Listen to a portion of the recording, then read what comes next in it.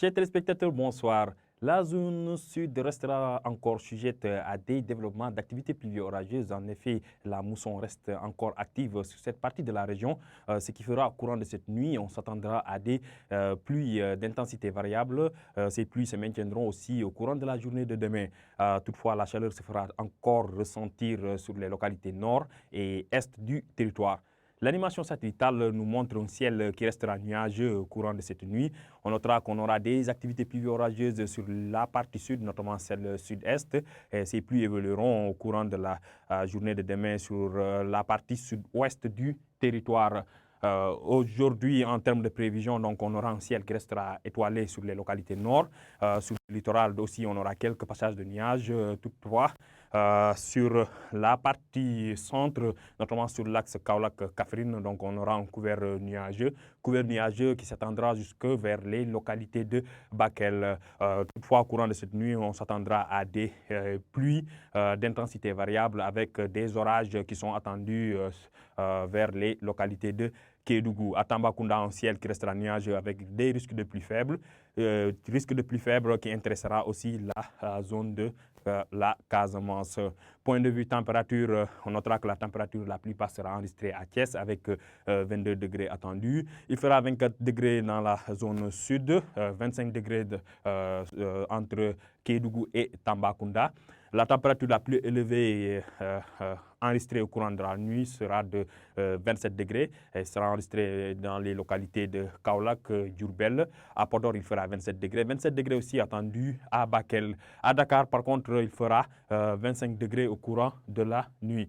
Demain dans la journée, donc, un ciel qui restera ensoleillé sur la partie nord et le centre-ouest du territoire. Des activités pluvio-orageuses qui sont attendues sur les localités sud, sur l'axe Ziguinchor-Kolda, à l'envers Kédougou.